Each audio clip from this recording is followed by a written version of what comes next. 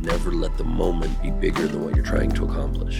Why would an arbitrary second of time have any impact on your long-term, larger visions?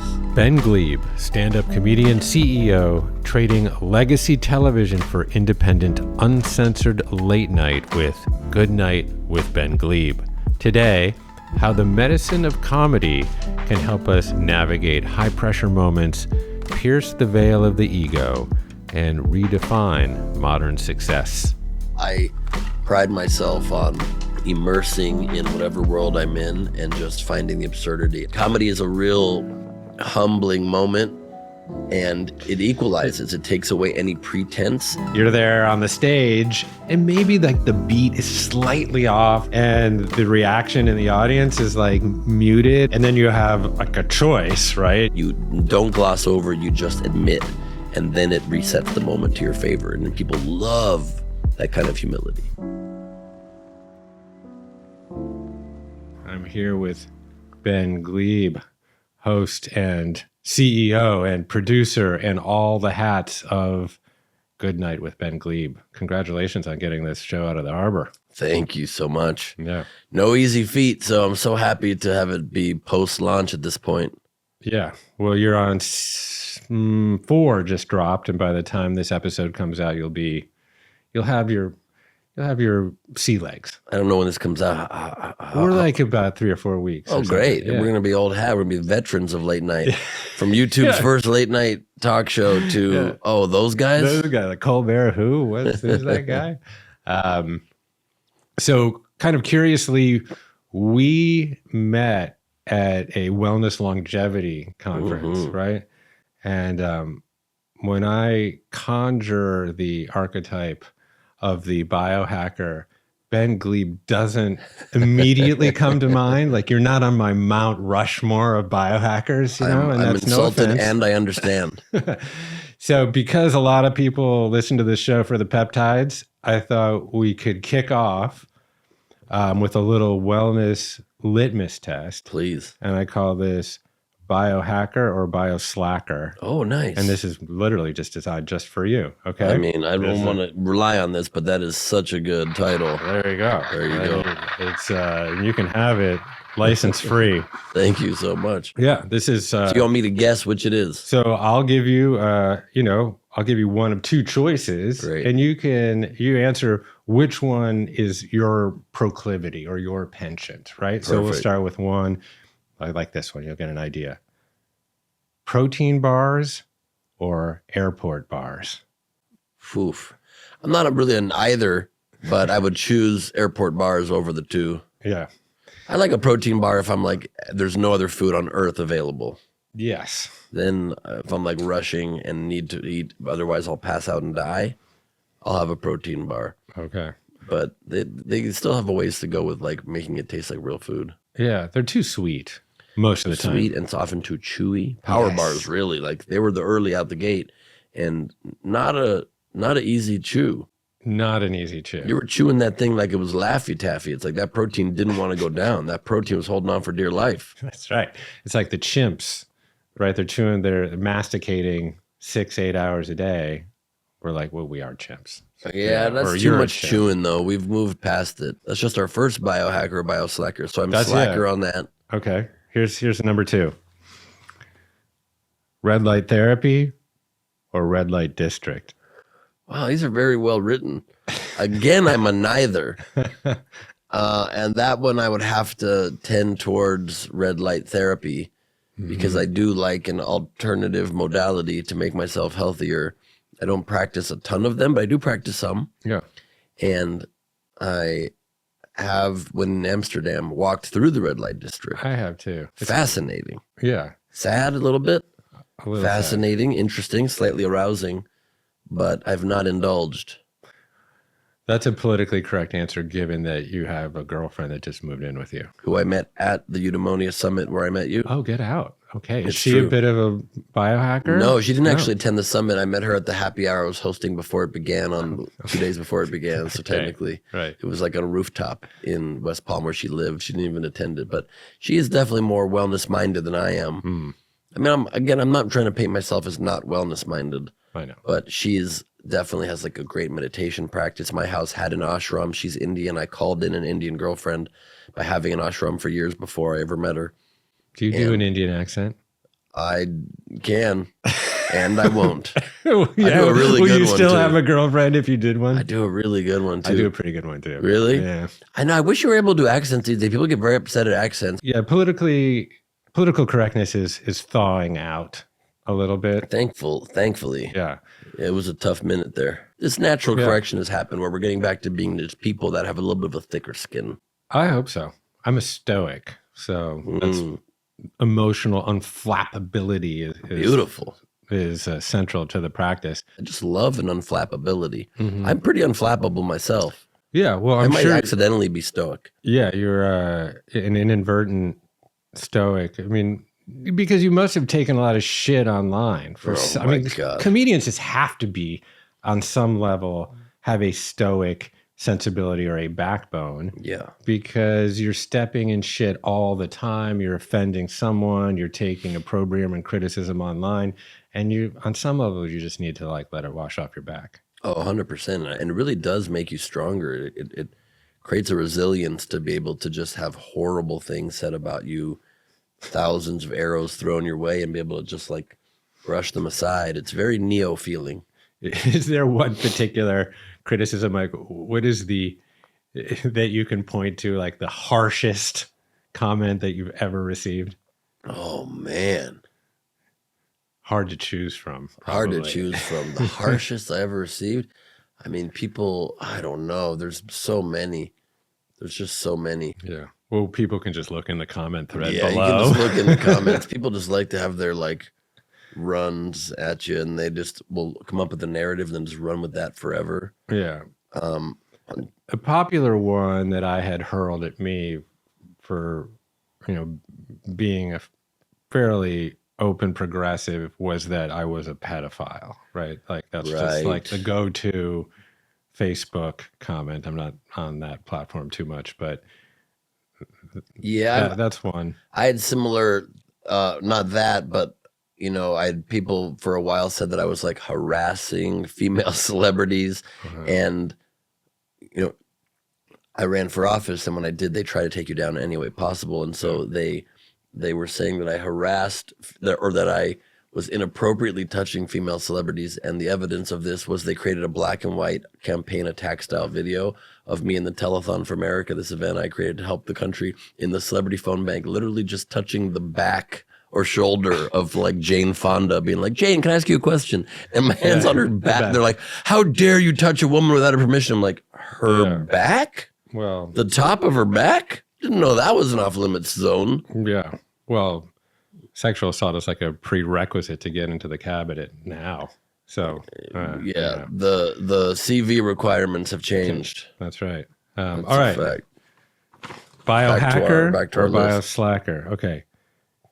Shadow work or yard work? Oh, shadow work. Oh, yeah. Shadow work. This is where I definitely tend towards wellness and spiritual work and deep work. If it's that or get my hands dirty, let's go inward. Yeah. And not downward into the dirt. I'm not the most handy, but shadow work is quite powerful. Yeah, I'll challenge you there because I know that you've wired your whole house. Yeah.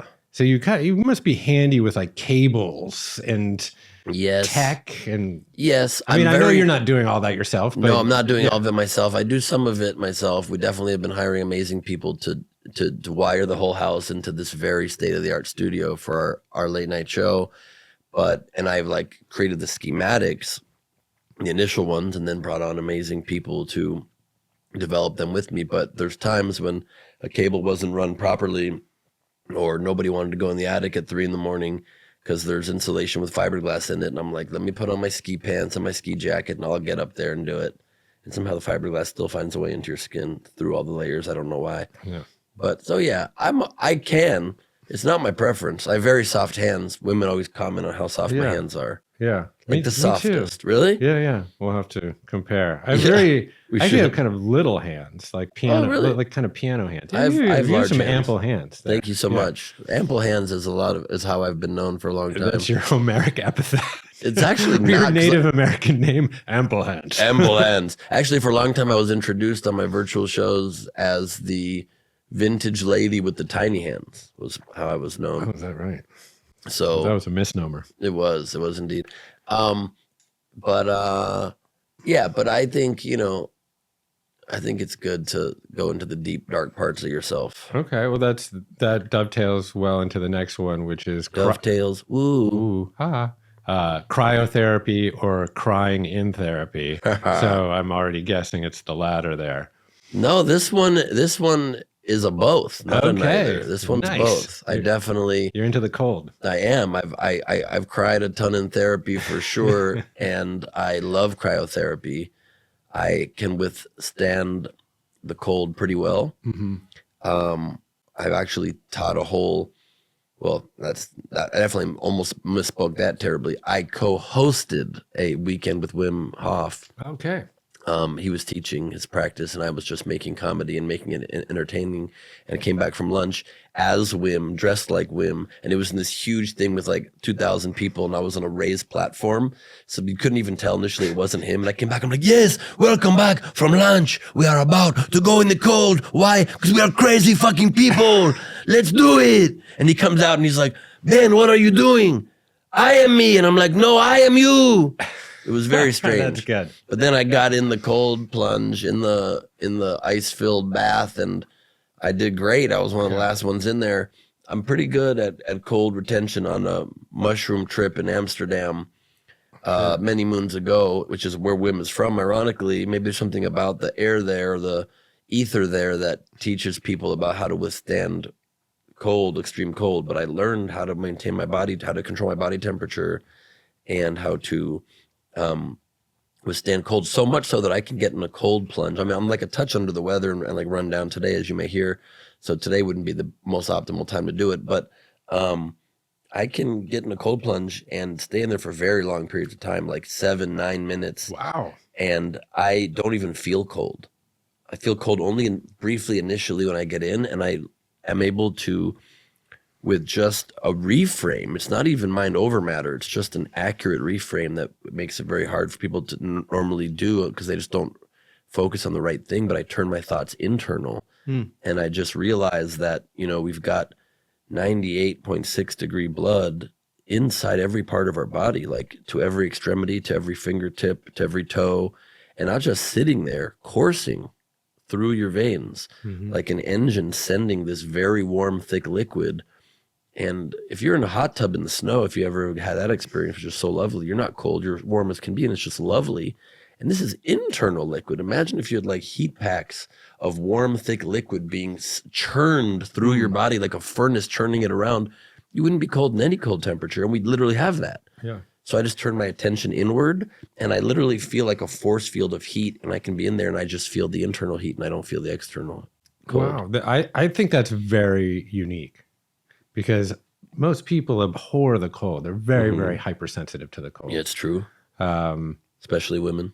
That's true. And they refuse to bring a jacket and then immediately ask for your jacket. Yeah. And then you don't have a jacket. You get no jacket. That's it. Like, I just want to, like, I'm chivalrous and I will always give my jacket, but I do make a good point to my girlfriend before we leave the house. She's like, I don't need a jacket. I'm like, I think you do need a jacket. Right. Let's just bring the jacket in case. Otherwise, I'm going to lose my jacket within minutes. We need to get sponsored by a jacket company. Yeah, it'd be great. Yeah, you can see Ben's closet has no jackets left. That's right.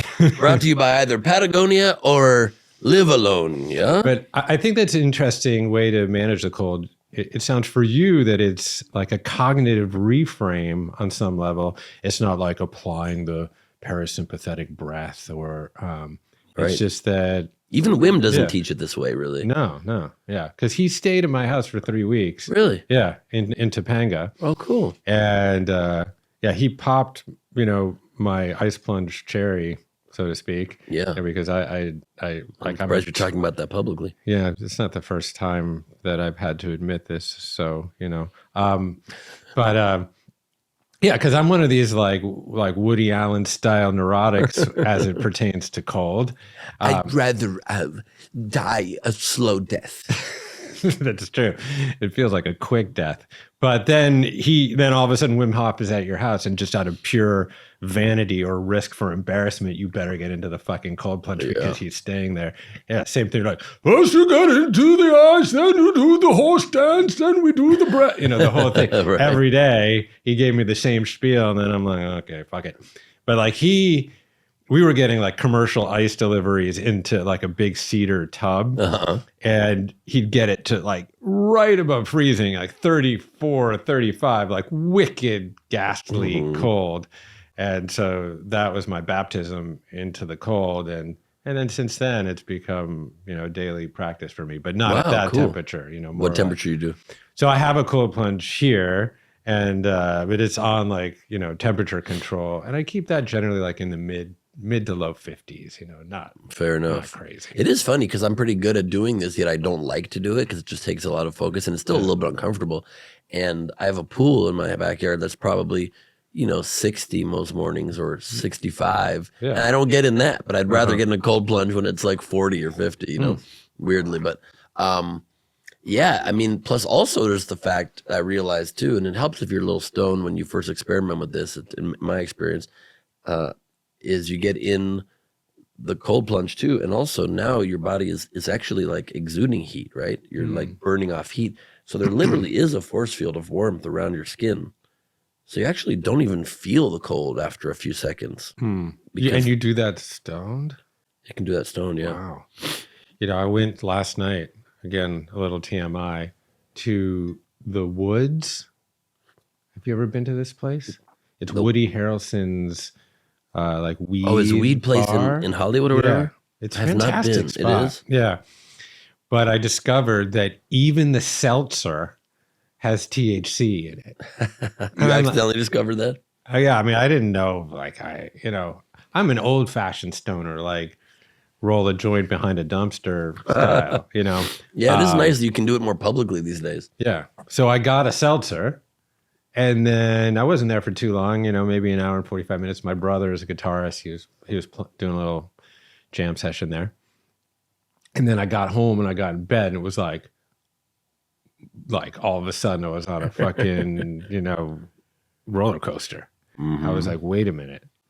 There's THC in the fucking seltzer now? It's amazing they didn't make that abundantly clear. You'd think that should be clear. But it was Jerry Garcia's daughter has started a weed brand. So I was there for that. Oh, cool. And I didn't know that included seltzers, but so are you sober now? How high are you? Enough said. There you go. No, I think I'm back to normal. But even this morning, I was a little bit like, whoa, I don't know. I do love weed. I mean, it affects me in significant ways, but I do still think it's the best drug. Yeah. I mean, I think it's very bio-individual. Like That's my true. wife just... That's true. It's immediately like, I left the stove on. We got to go home. Right. And It's just I hate to paranoid. keep making these gender-based stereotypes, but women do not handle it, generally speaking, as well as men do. Right. I've known so many women that are like, oh, I can't. I pass out. I get sick. I don't feel well. And most dudes seem to be able to handle it better. So especially when you combine getting stoned with getting into the cold, that's a very not male thing. It is indeed. Yep. Okay. If you really want your own private man time, Yeah, that's get true. stoned out in an igloo and you are going to be left alone. Yeah. Yeah. Well, I live in what I call my estrogen footprint. So I have 3 daughters, Right. my wife, 4 chickens, no roosters. Thank God Yeah. you can sleep in. That's right. I can't sleep in. Although, yeah, I can sleep in because the girls at this point, they don't get up until noon because it's summertime. Sure. What time do you get up? I'm an early riser, probably I would have guessed. 6, Ooh, what time do you go to bed? 10 or 11. So you're operating on average of what, 7 hours sleep? Yeah, when I'm in a routine, but I'm not always in a routine. I'm traveling a lot and all of that stuff. But I feel like you have the opposite hours. You're like 9 p.m. to 5 a.m. You're like 9 to 5 in Converse. Yeah. Right Yeah. now. Generally speaking, that's how I am. I've always been a crazy night owl my whole life. Yeah. And my average bedtime has been like, it's weird to say average than say a range, but I would go to bed typically between like 3 and 5 a.m. most of my adult life. And I've gotten better now that I have to. I literally have a staff showing up to my house every morning at 9:30 a.m. But I'm still not fully adjusted back. For a while, I was up there with them every day. But then sometimes I just have always identified with to me, I love night work because it feels like cave work. You're by yourself. There's no notifications. There's no pings. That's right. Yeah. The world kind of is just your own little workshop. And I always feel like you have almost not unlimited hours, but so many more hours to get something done during the night hours before like the pulls of daily life get at you. So I still, when I have a deadline or something that I'm behind on, I do it late at night. So I'm sometimes still going to bed now, even with the show in my house. I'm going to bed sometimes at 2, 3, 4 a.m. I went to bed at 4 or 5 a.m. last night.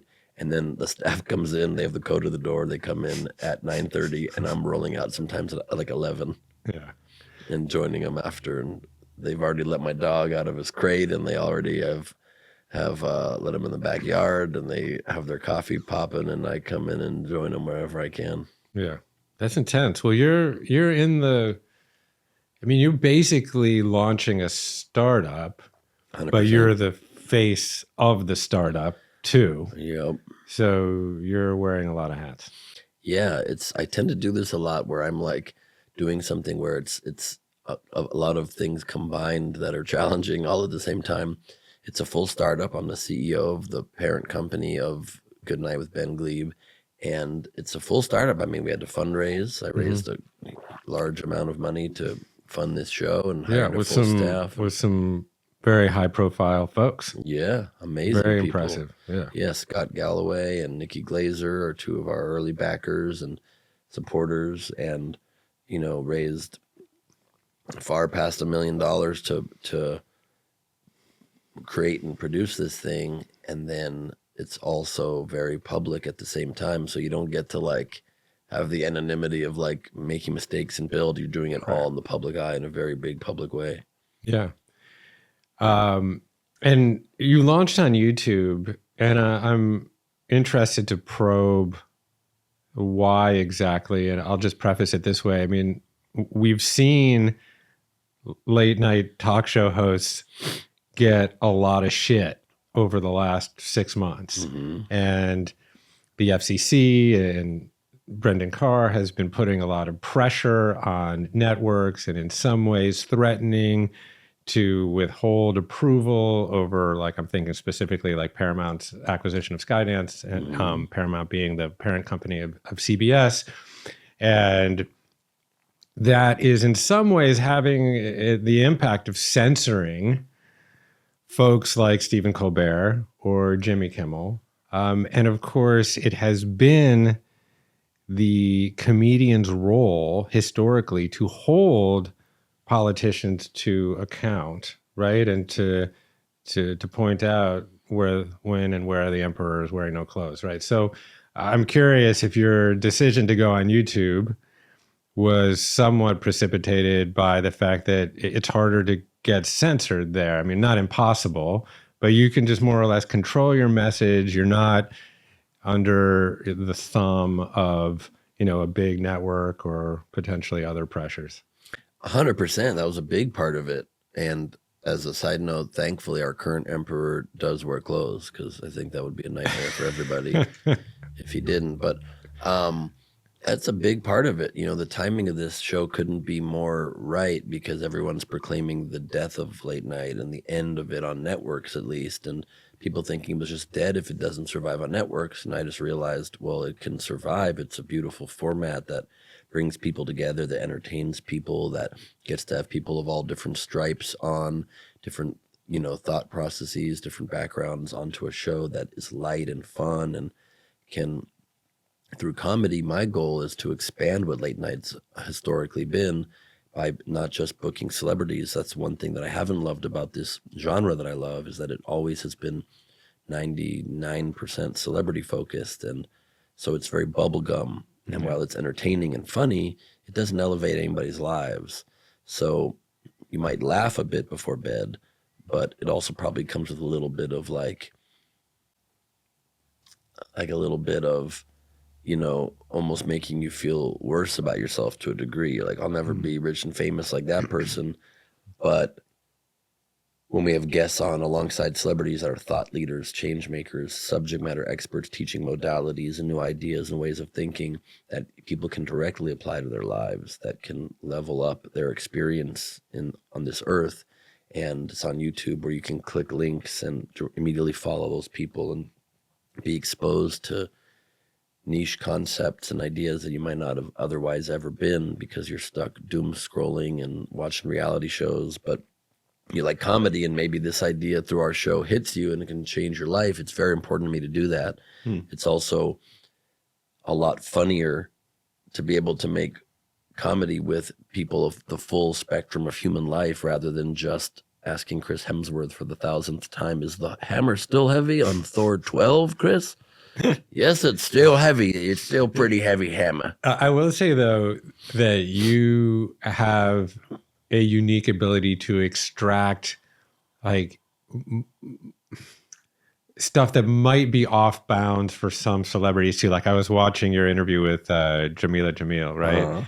And I think she says something like, my ass is a cemetery or something like that on it. And I'm like, that's not something that would go down probably on a that she would admittedly say on a network show. And it was very funny the way she reframed it too. It was very Thank you. Yeah. No, I do try to bring out, I think I hopefully am creating a vibe and a demeanor on the show that makes people comfortable. They know it's a safe place where they can like go further than they normally would and be more uncensored. And that is a big part, like you said, of why I wanted to do it on YouTube, is that there's just no network constraints. There's no corporate control. We're not the only late night show in history that is not owned by a multinational corporate conglomerate. It's just owned by me and a small select group of investors. In fact, our round is almost closed.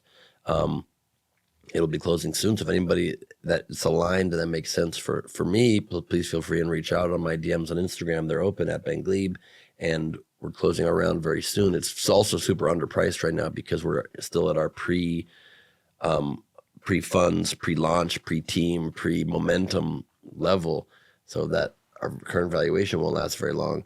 But I really wanted to do it where it cannot be canceled. I was tired of making hits for networks that can then cancel your show after a few seasons when they have enough for reruns forever. My Game Show Idiot Test is still running. It was on Game Show Network, then Netflix. Now it's on Pluto TV. I don't see a penny from any of it.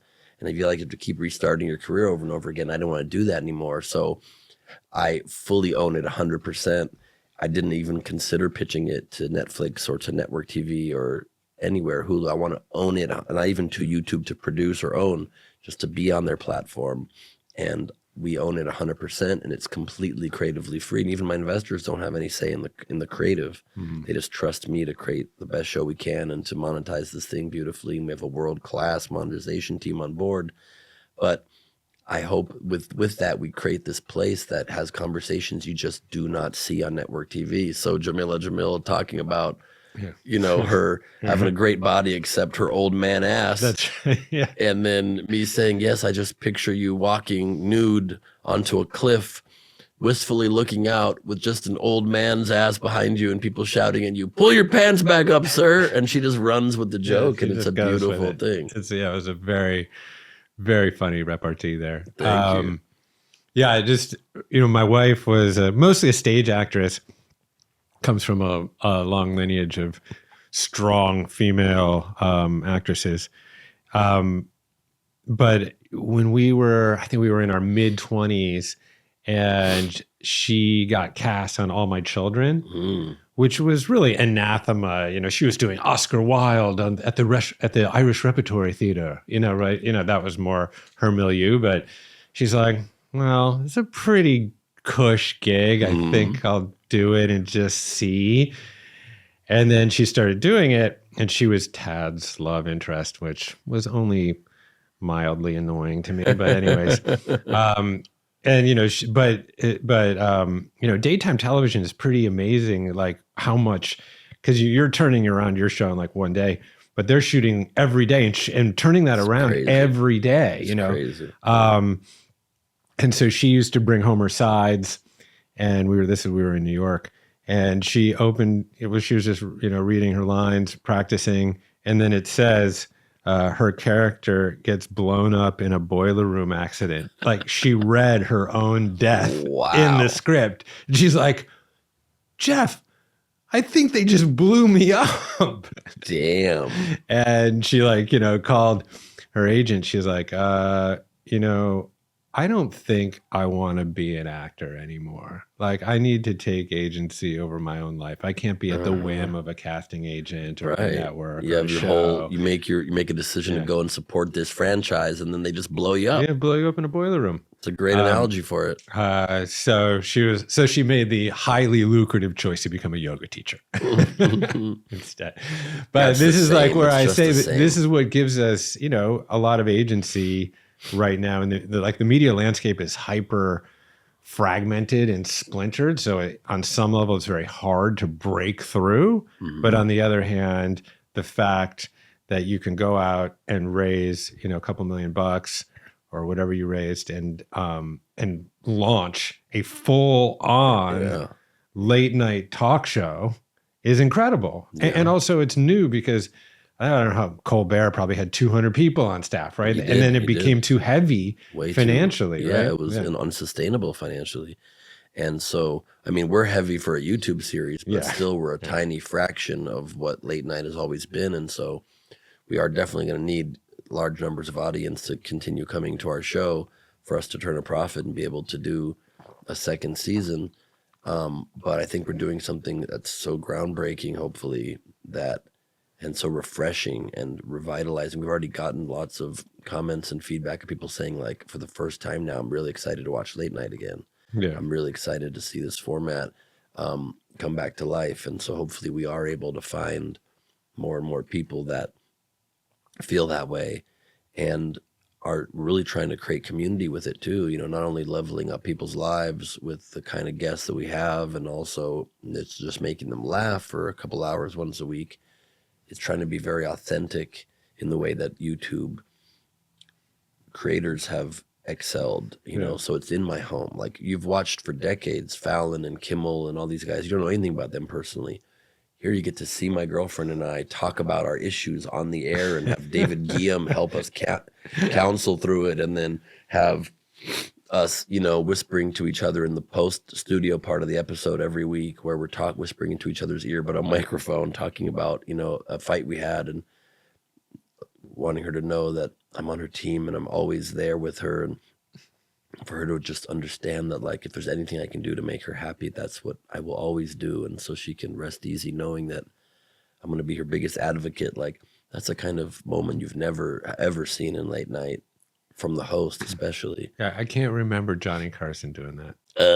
This is exciting. One of my 5 wives will be on the show tonight, and I will profess my love. And then we have Joan Embry from the San Diego Zoo as well, will be here. As well as we have Count Basie is in the house. Yeah, no, you never saw anything like that. And so we're trying to be very revealing in that way, and very authentic and very open, but also a big part to me is to create community around the planet through our show. It's called Good Night because, you know, none of those other shows have like a vibe to even the name, like an ethos to it. It's Jimmy Kimmel Live, The Tonight Show, but this is Good Night. I end every show saying, make it a good night. We started with a neon sign by Olivia Steele that says, make it a good night as I walk out. And that's our social media handles. And it's a great message. And during the pandemic, I created the world's first virtual comedy club called Nowhere Comedy, which is now Nowhere Studios. And it created a lot of community and catharsis for people around the world, and helped them find friends and people they could hang out with virtually. And it led to real life relationships and marriages and all these beautiful things.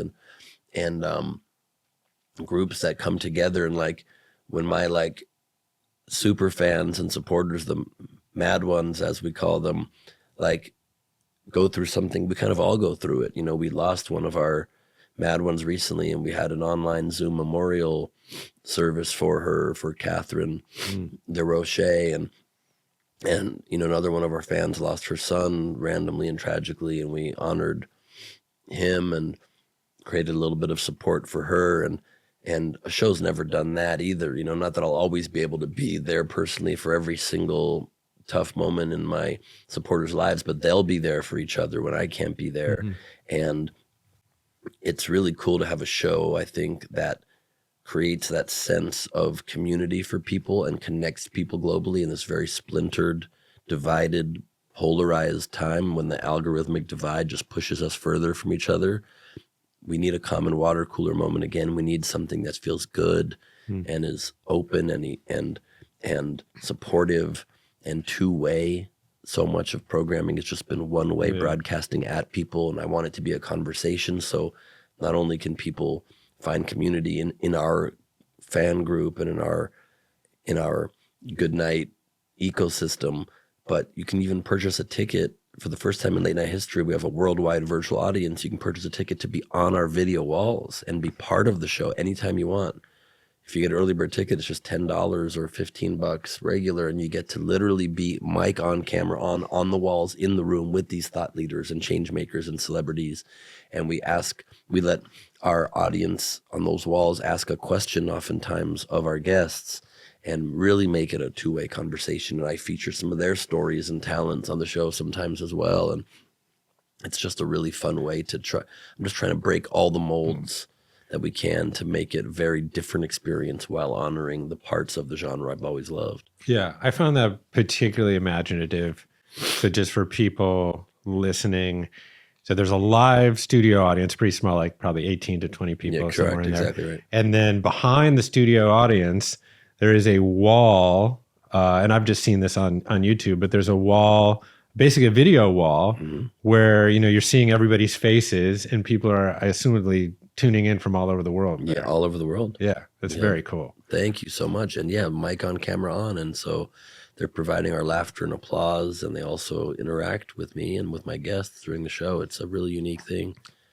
So book your dream show with me right here. You could just book anyone you want on your show, one episode. What would you do? Oof. Anyone in the world? That's a good question. Wow. And it doesn't have to be like someone super famous, just like a balance of guests that would be like, wow, that would be a fucking great show. Yeah. I would love to have like one episode I envision happening soon is like Nikki Glaser on with Jay Shetty. Okay. Like combinations you don't normally see. Maybe Andrew Huberman on with Natalie Portman. I would love to see, I'd love to see Oprah on with,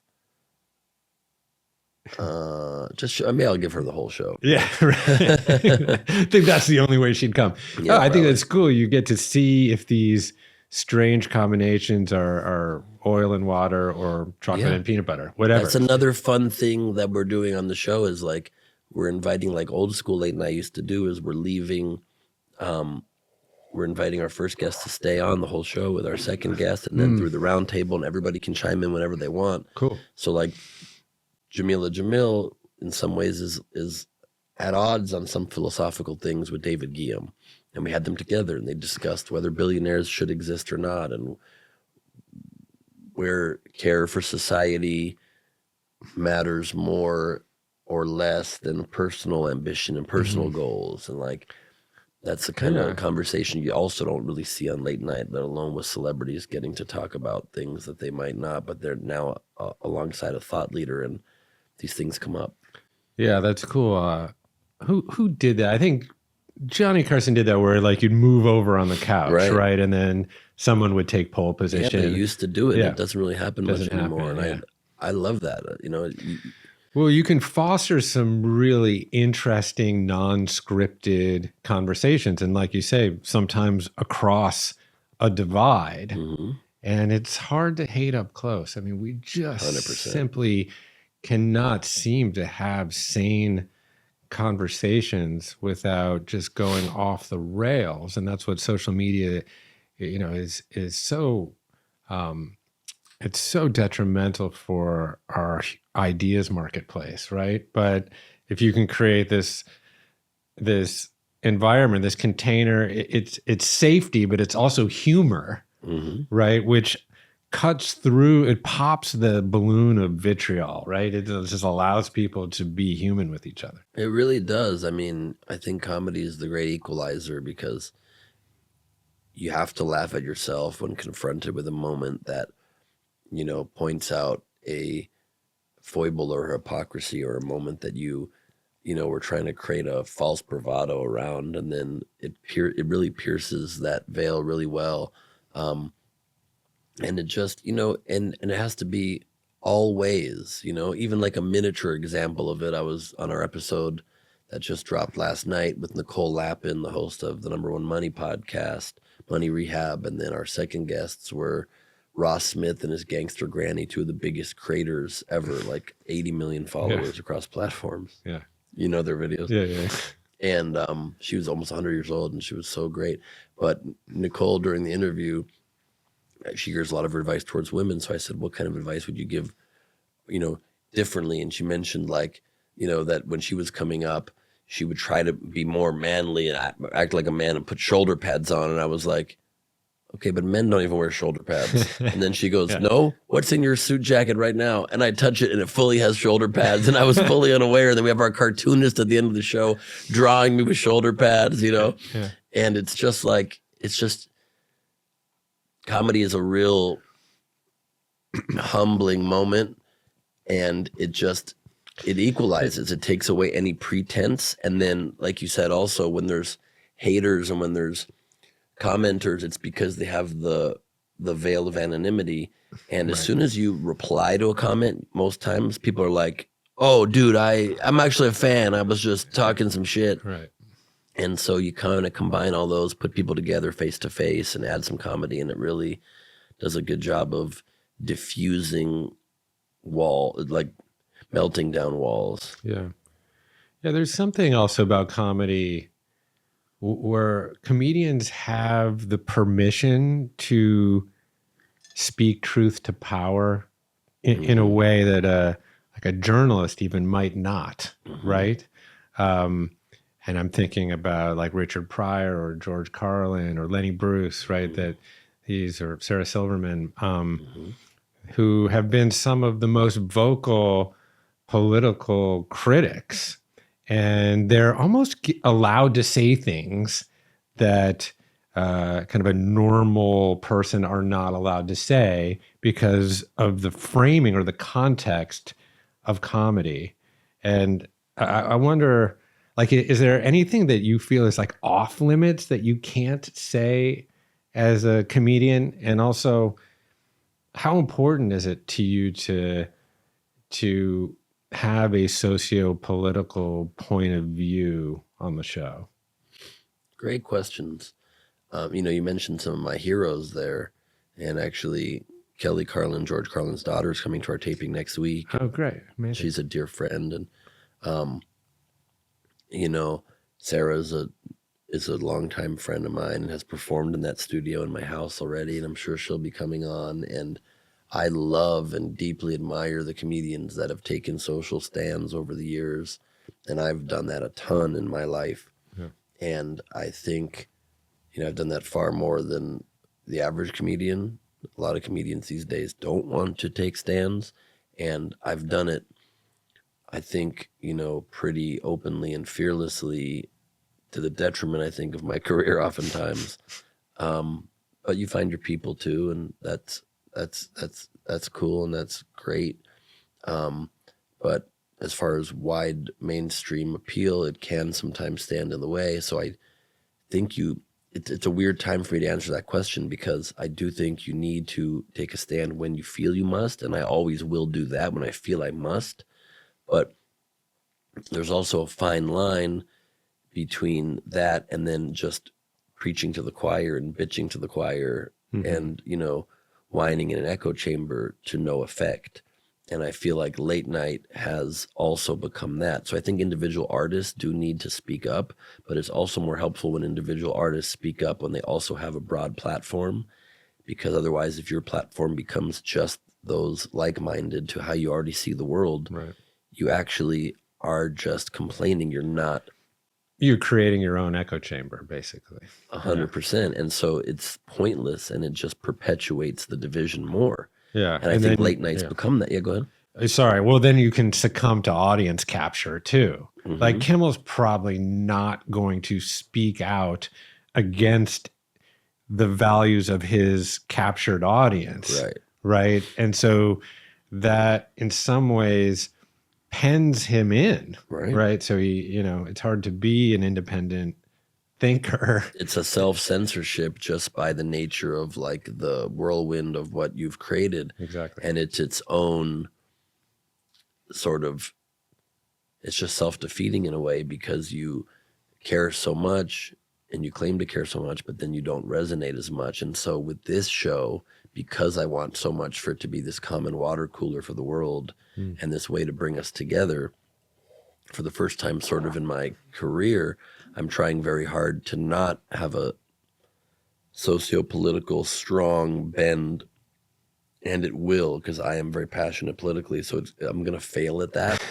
Right. I know I'm going to fail at that overall, but I'm going to try very hard to then counterbalance my failures there with other opinions.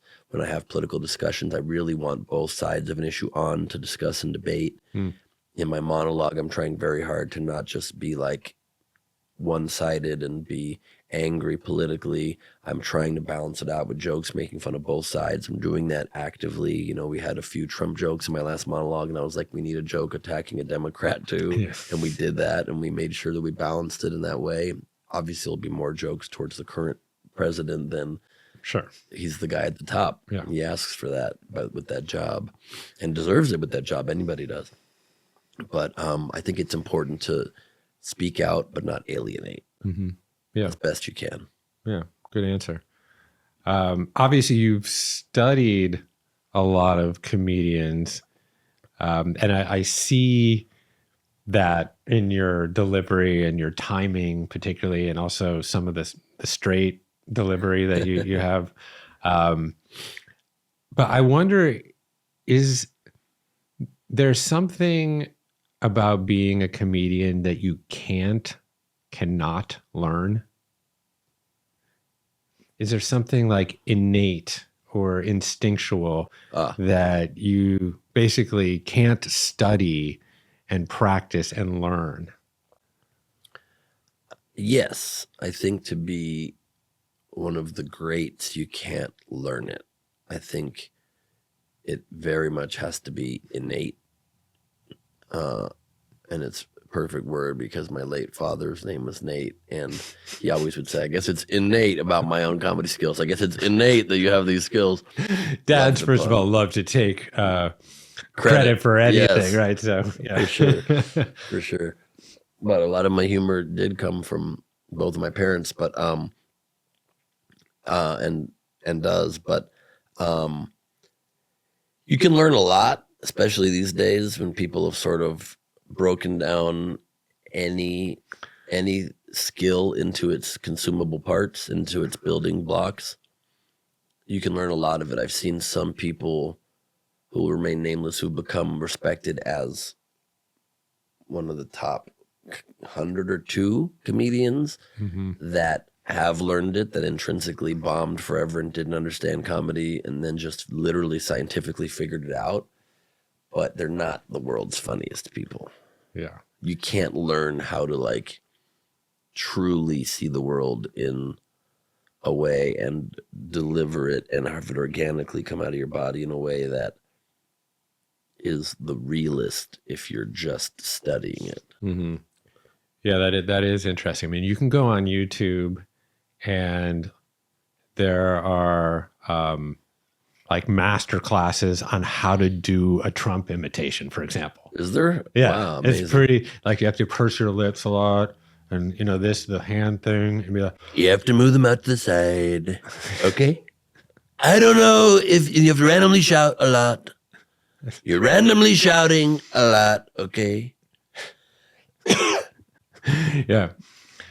A lot of people say that nobody knows more about late night than Ben Gleib. Yeah, that's very good. Yeah. There's like, I mean, minus the voice, that was very good, but the vibe was great there. Yeah. The voice, I don't have it, but But yeah, it's like pursed lips, Yep. The hand A lot of people motions. say. A lot of people say, nobody knows more about grass than I do. Grass lives. I know the most about grass. I know a lot about grass. Everyone's saying it. Okay. Yeah, I mean, he's utterly mockable at every Yes. turn. So you can learn it, but like I guess he's incredibly hilarious of a human. I watched something this morning where he is trying to pin the Medal of Honor on a deserving soldier, and he cannot hook the clasp, and so he ends up tying it in a knot, and it's like a choker. Oh my God! Oh, and it goes real high. Yes, I saw that. It's so good. And I'm also at the same time impressed that he knows how to tie a knot. I wouldn't think he'd have any life skills. Well, then he would have like these nimble little fingers to do it. Miniature hands. It does help in that way, I guess. But I think to answer the broader question there is that, Bob Ross can teach people to make beautiful paintings. True. But Bob Ross has never created a Picasso. He's never created I mean, not the painting, I mean the painter. Yeah. I don't think you'd be able to, I'm just going to use the sparkling water here to dab your chair. Thank you. Because that's the best way to remove.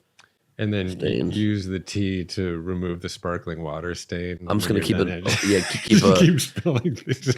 It's an endless cycle of stain implementation and removal, which is really sort of the way of the world, isn't it? It is. It's a yin yang, construction, destruction. I'm feeling more for that corduroy jacket. Thank you. Yes, I inherited this recently, and I'm hoping that we're okay, but it's all right.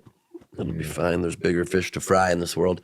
But yeah, so I don't think you can become a genius artist through learning, but you can get some technical skills. Do you write all your own material? Or I do write all of my own stand-up material, but on a talk show, intrinsically, you're gonna need a team to write with you. I mean, maybe not everybody would, but late night historically has like 20 writers, and I don't have that many. I thought about writing the whole show myself.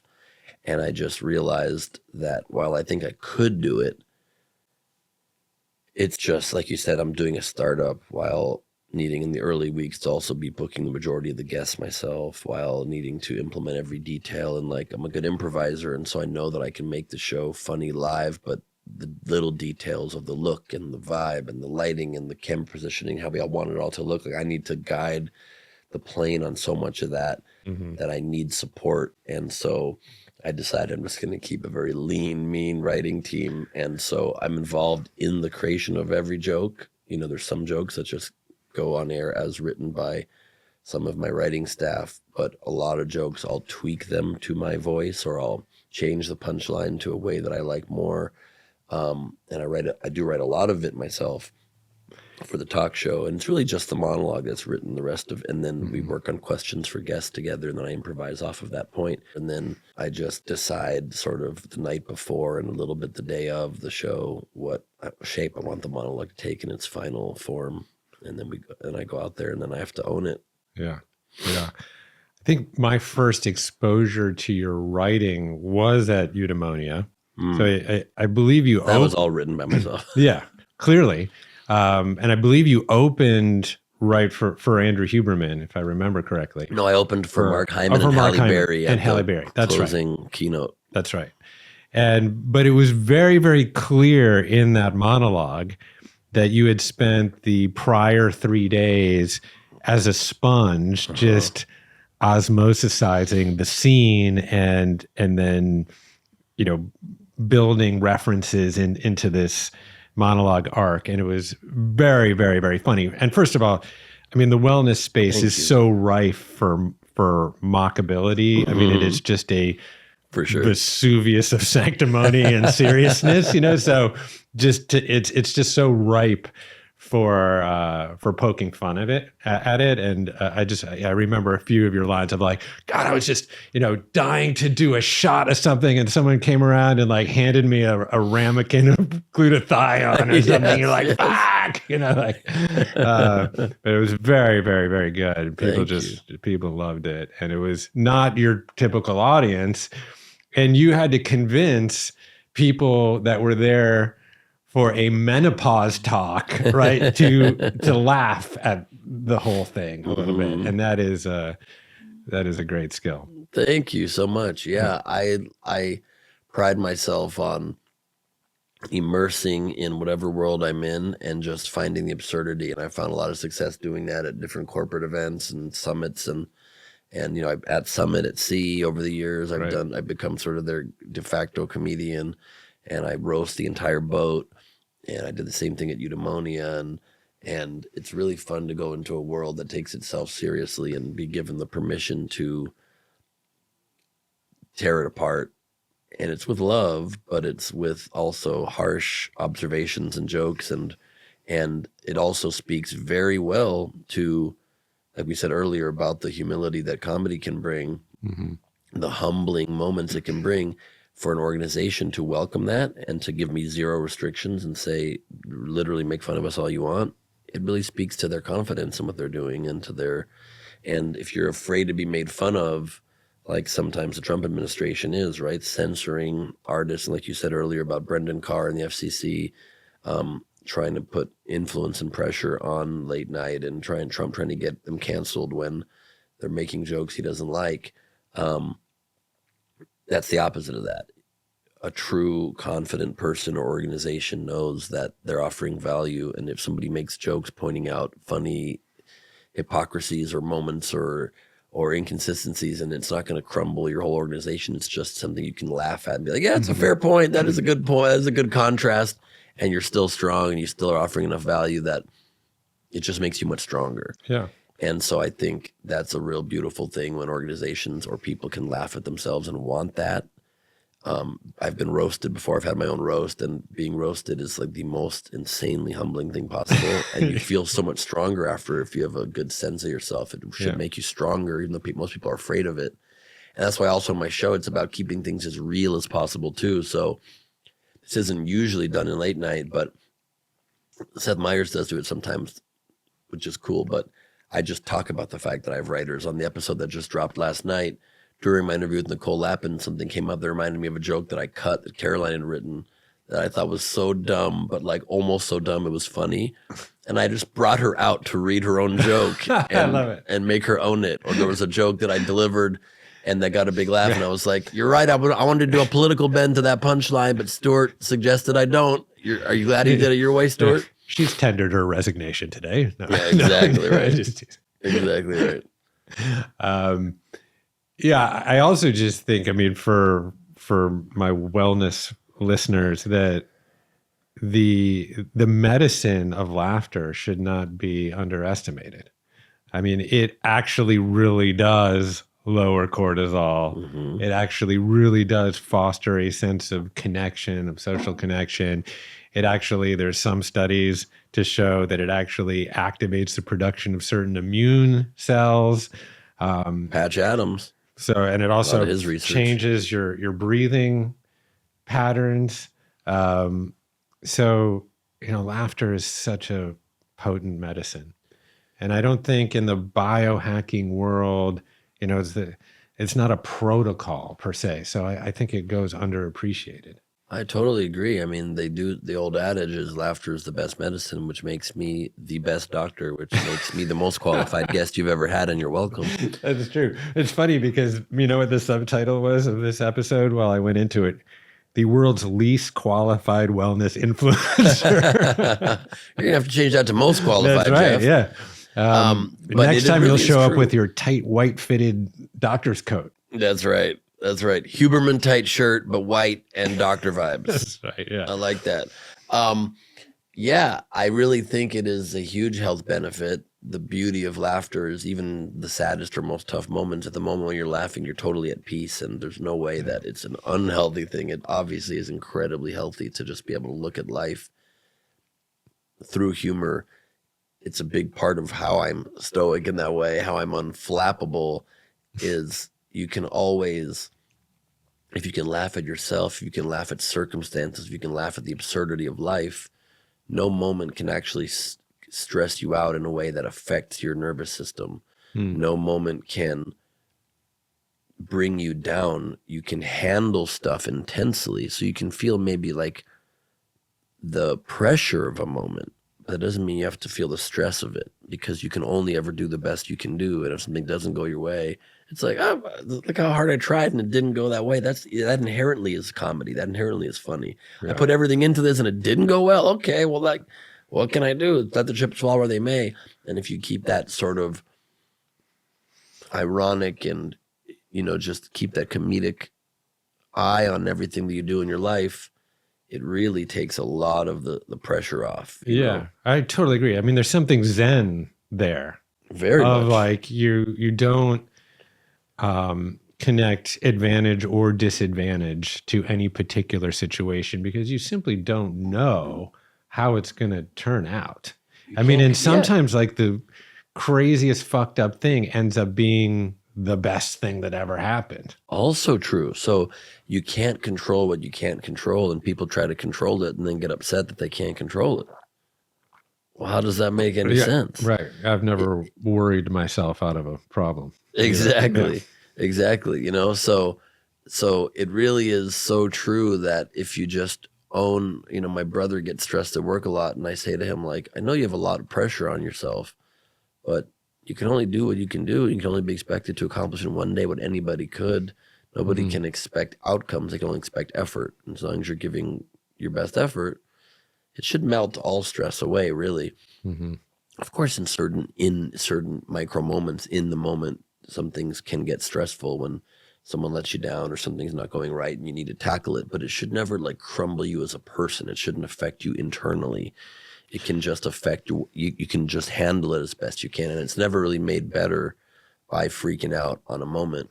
And like you said, Jeff, it's a lot of insight there too. Oftentimes the worst moments end up being the best moments. Not only are they incredible lessons, but people actually are often most impressed by how people handle pressure, by how they respond to these weird moments. Like as I was fundraising for this show, and there were a couple of moments that happened, like one set of mine at Summit Detroit went horribly, which luckily they rarely do for me, but they put like a DJ above me and it was bleeding into the room and all you could hear was bass and you couldn't even hear me. And so it was a nightmare for me, but instead of like giving up on it or letting them see me sweat, which you can never do, you have to stay in the pocket and never let them see you sweat. And the way to do that is by not ever sweating, really, is by just keeping your cool. You can scramble out of the pocket, but you keep your cool while doing it. I brought the band on stage. I was getting ready for the next session, and we ended up like singing Neil Diamond's Sweet Caroline to end the show, and people loved it. And another thing I did, I like precociously did this weird thing at somebody else's show where I stood back up and tried to ask a second question on the mic, and the mic was ripped out of my hands. And on my set that night, I owned it and apologized for it on stage. And two different investors came up to me separately that weekend and said, I wasn't sure if I wanted to invest in that, in this late night talk show, but when you were able to save that moment by turning it into a sing-along, I realized I can trust this guy. When you apologize for a moment that you did that you weren't proud of, that you regretted, most men I've seen aren't able to like own a mistake like that. That really made me think that you are doing something special and you have something special. And they were the two moments that until they said that to me, I was like kicking myself in my own head for how bad they were. Yeah. And they were the moments that impressed people the most. Yeah. That's a great story. I mean, it does require a certain inhabitation of the present moment, right? So, you need that EQ and that emotional centeredness to be like, okay, there is some adverse condition here, some challenge, and I'm not going to freak out. Right. I'm actually going to meet that challenge and see it as an opportunity. But that's hard. I mean, that takes some training and some failures probably too. It's true, but it's just less hard than you think. Yeah. People think that like moments compound on each other and bad moments compound on each other, but they really don't. Each new moment's a brand new moment. One moment might not have gone well, but the next moment is a brand new moment, and you can have that moment go well or not. That's right. So if you allow yourself to get in your own head, that's the only time that bad moments compound on each other, because you keep making the choice to interpret that negatively. That's right. Yeah, it's interesting. It's the only time it has ever been and will ever be is right now. Mm-hmm. And I think there's a Daniel Kahneman phrase is that we spend so much of our life sort of brooding over things in the past and then projecting them into the future as anticipated negative memories. Like they haven't even happened Right. yet. And we've already put a negative valence on it. And they're in 2 days or whatever. You're like, yeah, you don't even know it's going to happen. Totally. I think this is where comedians shine. I mean, there's a dude named Gary Owens. You know that dude, the comedian? Uh-huh. And I've seen him do some stuff live just off the cuff where I'm like, how does that dude, how does his brain work like that in that situation? It's so impressive. That is it's a quality that anyone should cultivate, not just comedians. Yeah, I love to do that. I'll often go on stage in a comedy club and improvise the entire hour. Wow. Literally not one written joke. Yeah. And just by talking to people in the crowd, and often that's the best sets ever. People are laughing harder than possible, and it's because, or harder than they would have at your material, rather. It's, you can't laugh harder than possible. That would be impossible. But it's, again, by staying in the moment.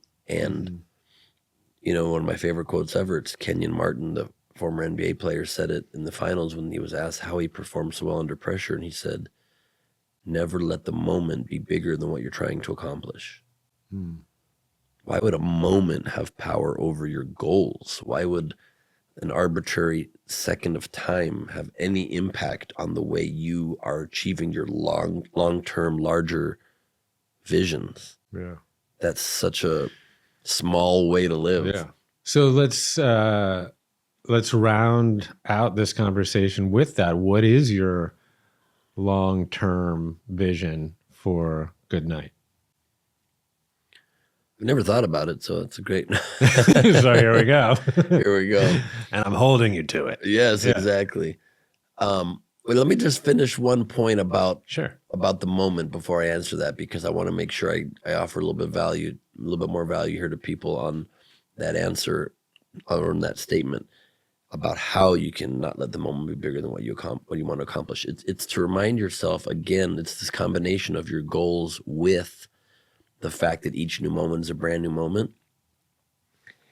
So you should never let your emotions or your insecurities get the best of you in a moment, because as long as you, and similar to not being comfortable being criticized, being a foible and a weakness, if you can admit any moment that's tough publicly or out loud, then it resets it. Mm-hmm. So Gary Owens does it. I do it on stage. And the way people can cultivate that is like, if something doesn't go well, never gloss over or ignore, because then now it's created a spiral loop in your own head. Right. And the audience can sense a discord from what you're saying and how you are presenting. But if you instead say it and you own it publicly, now they're on your exact same wavelength and it's human and everybody relates to it. So if you trip on the way to your stage or you mess up your joke, you don't keep going, even though you realized you fucked it up in your own head. You're like, no, you say, wow, I messed that joke up. So you just own it. Right? Yeah, you own it really badly. I messed that up. That wasn't at all how that was supposed to go. And now they're like, oh, we realized it went bad, but he does too. Now we can laugh. We can release that tension with the person speaking. You just own it. You don't gloss over. You just admit. And then it resets the moment to your favor. And people love that kind of humility. It's the emperor wears no clothes. We always have to call out the emperor and our own emperor whenever we don't have clothes on. You can't pretend you got clothes on, because you end up worshiping somebody who is naked walking down the street. Yeah, well, it becomes ego, right? So as I workshopped a one-man show last year. I'm sorry to hear that. Yeah, it was awful. But you know, you're out there 75, 80 minutes without a net. Right. And for me, I'm telling stories about raising my 3 girls. And you know, some of it is just relating the stories that I know, but I'm writing some material. Mm-hmm. And when I'm just practicing that material, like walking in the neighborhood, It's fucking funny as hell. Right. And then you're there on the stage and maybe like the beat is slightly off or the timing was just not like right. And the reaction in the audience is like muted or kind of half there. And then you have like a choice, right? You can be like, oh, well, that fucking sucked. And now I'm thrown off the horse and my next 5 minutes are going to be like all wobbly. Or like, I think what you're suggesting, just fucking own it. 100%. Well, I rushed that punchline a little bit. Yeah. Much funnier on my walk this morning. Right. Yeah. When I was saying it out loud. And then you're human and lovable. And then you can go to your next moment. And it's also not rushing a moment. It's really taking your time when you hit that joke, when you hit that moment you want to let land. Most people get uncomfortable in that silence and they move right on. And the opposite, you have to let it lie. You have to let it sit.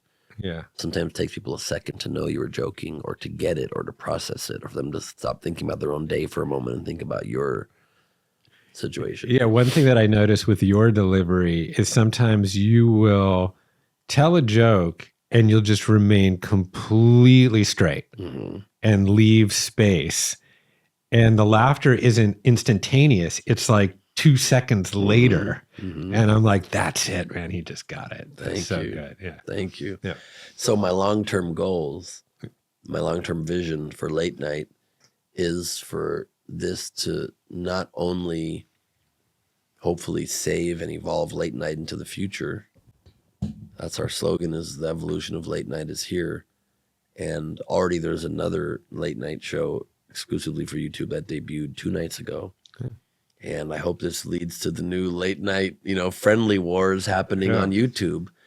But I hope this leads to a new model for how people can create shows on YouTube that are open source, essentially, that are open to the public, that are evolving, that can be fancier, no offense, than just a podcast with 2 static mics and 2 static cameras. This is a beautiful way to create content, but there's a whole world of entertainment out there that is not being sort of expressed in a way that could be with creatively and fancier production and energy and audiences and music, but with budgets that are potentially sustainable and profitable. And I just hope that this show grows so large that it gets to entertain and enlighten and be this place of community and catharsis and connection for millions and millions of people around the world in a time where we're so splintered and so many people feel alone. I really want people to come and make it a good night with me once a week and unwind and think and laugh and be exposed to new ideas, but more than anything, just laugh and feel like you've got a friend in me as the host of this show and somebody who's always going to keep it real with you and is going to just make it a place that you will get to forget about your troubles. Even when we talk about serious things, realize that we're all in the same boat together. And I just hope it soars to a place where we have a huge number of people around the globe that get that kind of enjoyment and value out of it. And that would make me really, really happy. That's a beautiful vision. You're well on your way. All Thank right. you. 2 last, biohacker or bioslackers. Yes. Okay? Oh, wait, can I just, so we don't have to end on a plug, can I just tell people how they can be part of it? Oh, yeah, please. Makeitagoodnight.com is the easiest way. You go to our website. You can follow our YouTube channel from a link there, but we're also just at Goodnight on YouTube. But makeitagoodnight.com. You can subscribe to our YouTube there. Our socials are at Make It a Good Night. I'm at Ben Gleib on Instagram. DMs are always open. But just makeitagoodnight.com has all of our links. And you can also there get tickets to be on the video walls, to be part of our show. Our Patreon is patreon.com/goodnight with Ben Gleib. All the links are there on our website, makeitagoodnight.com. And I hope you just become some part of this with us. Start by watching on YouTube if you like, or whatever's best for you. But I think you'll really find a different, cool, fun, different kind of show with us. Yeah, it's super fun. You have a live band. Yeah, the drummer, the Black Eyed Peas, is my band leader. It's really, really fun. The whole team and crew that you put together is super A-list, and it's quite amazing that you were able to attract all those people because it's like a real deal. It's a real deal. All right, every Thursday it drops, by the way. Every Thursday. Aura ring or onion ring? That I have to go Aura ring. Okay. I don't have one, but I'm considering, but I do track my sleep and my steps on my Apple Watch. Okay. And I try to avoid onion rings. I do love them dipped in them so ketchup, much. but they're just so bad for you. I'll have it like twice a year. Twice a year. Okay. I'm with you. All right. Last one. Andrew Huberman or Andrew Dice Clay? Hilarious. I know them both. Dice is a legend. Yeah. But that would be a good show. That would be a great combo for sure. My God. Little boy Blue. He needed the money. Oh, maybe that's your booking scheme is people with the same name. Like Chelsea great. Handler and Chelsea Clinton. That's great. That one. I love Jeff Krasno and Jeff Bezos. I like it. Okay. I would choose Andrew Huberman. He's doing some really cool things and speaking some great advice out into the world. And he's a good guy with a good sense of humor about him. We got to hang out recently. He said he wants to come to the show, so that's pretty exciting. He's done your show. Yeah, he has. Yeah. Fun. Cool. All right, Ben. That was awesome. Thanks so much. Thank you so much for having me. I really appreciate it, Jeff. Appreciate you. Thank you for listening to today's episode. For more of my weekly musings, along with ad-free episodes and live stream conversations, head over to my Substack at jeffkrasno.substack.com. I also want to let you know about our course platform over on Commune, which contains over 3,000 lessons and practices from the world's leading integrative medicine doctors, health experts, and yoga, fitness, and mindfulness teachers. It's a living library for holistic well-being, and you can try it for free for 14 days at onecommune.com/try commune. As a reminder, the audio version of my new book, Good Stress, is available on Audible, and you can listen to it for free as part of your premium Spotify membership. And if you prefer the old school analog option, well, you can pick up a dusty old scroll at goodstress.com and get over $900 worth of bonus courses from some of my biggest influences, including Dr. Mark Hyman, Dr. Zach Bush, and Dr. Gabor Mate. As always, feel free to reach out to me with comments, questions, or criticism of the constructive variety at jeffk@onecommune.com. Okay, that's all from the Commune for today. My name is Jeff Krasno, and I am here for you.